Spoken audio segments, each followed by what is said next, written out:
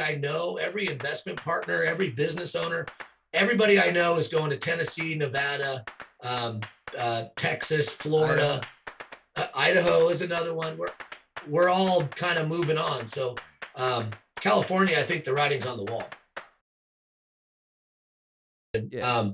I'm as a landlord. How do you feel about this moratorium on foreclosures and the additional extensions?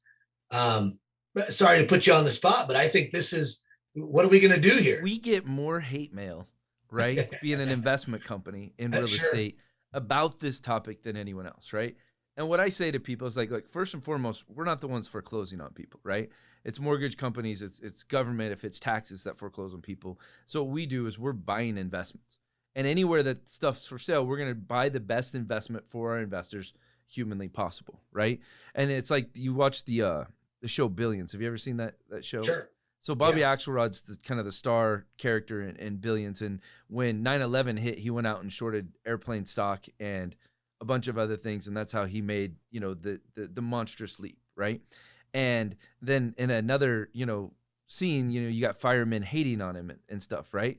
And I'm saying to myself, well, you can hate the imagery of something, which is very true, but business is business, and I believe in doing integrous moral business, and I believe in helping people who are foreclosed on. Like, so when we buy a house, we give people more help and more assistance than anybody I've ever seen in my life. I mean, we help people move, right? We help people, we let people stay in and sell it back to them. There's all kinds of things we do.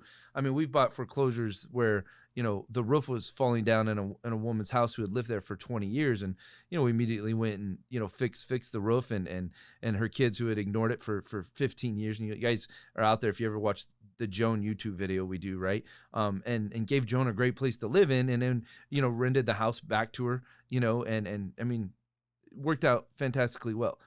Yeah. What I think about the moratorium, I think if somebody's really sick with COVID, I think they should get help. If they're in and out of hospitals and they're really sick. I think in America right now, it's bullshit if you say you can't get a job. I think it's complete bullshit. And I also think people who don't pay their mortgages and don't pay their rent, don't pay their mortgages and don't pay their rent. And I think people who pay their mortgages and pay their rent are still paying their mortgages and paying their rent. And that's, we own hundreds of houses, and our people who pay. And our people who struggled with paying or didn't pay during COVID didn't pay. And right. Now we've worked in depth with our tenants to get them renters assistance and walk them through the programs, right, of renters assistance with the government. And we've done exchanges, and we've put people on payment plans and done as much as we could there. But the bottom line is if you don't pay for something, right, there's a consequence. That is commerce. That is capitalism. That is America, right? And if you're going to pay for something, then you deserve an exchange. And so for me, for foreclosure moratorium, the thing is, the government, they should know this, but if they went and let the moratorium go, it's not like the banks are going to foreclose today. It's 6 months from now before the foreclosures start to hit, and the banks are going to make them as slow as humanly possible anyways, because banks don't want to foreclose. Because when a bank forecloses, now they got a bad asset, on books. And so there's a lot of different things with this. There's a shadow inventory that's going to exist for a long time, right? But I think real estate's going up and up because there's not inventory. And so the best way to curb, inflation is to slow down the inventory maybe a little bit. And that's not even like putting us into a recession or putting us backwards. It's more of like, let's put the brakes on this semi trailer that's going downhill on the freeway and needs to hit that dirt ramp, right, to slow it down so it doesn't get into an accident. Because what's going to happen is if we don't slow it down, eventually there's going to be some type of accident. There's going to be some type of, catastrophe of a different type, and so, but it really comes down to the banks, and it comes down to the ability for the banks to continue to lend, and it comes down to, how's it going to change the valuations of housing. But I think, people who pay, people who don't pay. And that is, to me, a fundamental belief of life. And if you're even people who are on handouts, right, and who believe in handouts, the people who get handouts who pay still pay. But the people who get handouts who don't pay, right? We've had people get that assistance and not pay, which is mind-blowing to me. Yeah. Well, what do you think about under that same topic? What do you think about California and specifically LA County? Um, hey, if you haven't been able to pay your rent or your mortgage for the last year because of COVID, Mhm. if you had COVID, it lasted 2 weeks. But if you haven't been able to pay, we're going to pay it for you. So the government now is going to go out and start paying people's back rent back. Is that true? Have you heard about that? I mean, I've heard a lot of things about California, right? I mean, I live, in and out of California, right? It's not my principal residence anymore. Believe that I've moved my principal residence to Idaho, right, to the ranches, I didn't and know that, but yeah, good for you. and we have offices, here in California. But there's a lot of coming and going. I don't think long run being in California makes sense Nope. for an entrepreneur, for a business person, unless they change some things. But maybe Newsom has, a calling coming. Maybe Democrats have a calling coming in California. I mean, there's some changes. A guy who puts forced mandates on a state, then shows up to a restaurant not observing any of those forced mandates. I mean, it's embarrassing. As they it's fascinating in this world we live in. New York is very similar, where they had a man who is very much accused of hiding deaths in nursery homes and assisted care and other things that were out there, and then leaves office because of the sexual harassment stuff. It's like, what else is out there that's going to be uncovered about, Newsom, or it's going to be uncovered about the governmental policies. And, let me be clear, everybody, like, I don't get into a lot of politics on the podcast, but I don't know at this point you have any choice. I'm not a Democrat. I'm not a Republican. So I don't fall into either category.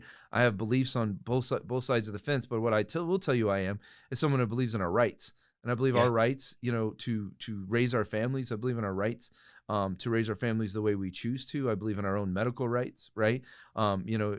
People know that I don't believe in vaccination. I also believe that if you want to vaccinate, you should go and vaccinate, and I also believe that you're right. And so it's interesting. I mean, what do you think about the whole medical rights thing and the vaccination thing? Yeah, so you threw me someone. Here's a good one for you. No, you and I are aligned, Dutch, on all fronts. We've had lots of conversations, and we're always on the same page. I believe in constitutional rights. I mean, I think we're guaranteed those rights. I thought we were until this happened, and let's just hope that Newsom gets recalled. I mean, I think that's the biggest thing here. But it's funny that you relocated. So you're spending 183 days outside of California to meet the residency requirements. Yes, I am. Yeah. So I don't think you know that I just bought a house in Texas, and I'm relocating to Austin. And that's like, and then like with people like us, that leaves a void. Like long-term wise, how many people aren't going to continue to grow and work or continue to blossom from a business standpoint? I know your business will continue to run in California, as will mine, but there'll also be new people hired in other states, and there'll be new things that are happening in other parts of the country, and that's just the reality, because we don't really have any choice.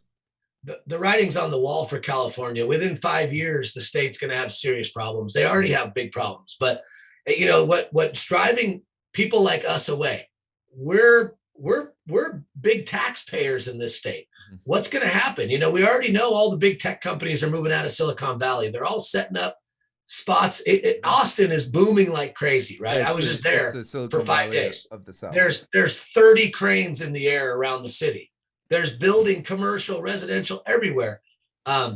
California, the tax revenue is falling. It's not first time, I think, in history I heard there's a net migration out of the state. And it's the wealthy taxpayers that are leaving, and they're leaving a base with no taxes, right? There's going to be a big deficit. All they're talking about in Sacramento is they need to raise taxes, and we better do something about stopping people from leaving, like a California exit tax. So this AB 2088, I think, is the bill number, which we're deathly afraid of. We think they're going to try to push it through if Newsom does not get recalled. Basically says, if you leave California, we can come after you for 10 years after you leave. I mean, if that doesn't scare the shit out of people, anybody making a decent amount of money here and paying taxes in those higher brackets, it should. They're going to raise, they're going to raise capital gains tax here. They're going to raise the top tax tier, I think 16.8. We're already the highest in the country at 13.3. So we're getting the hell out of here. Everybody I know, every investment partner, every business owner, everybody I know is going to Tennessee, Nevada, Texas, Florida, Idaho is another one. We're all kind of moving on. So California, I think the writing's on the wall.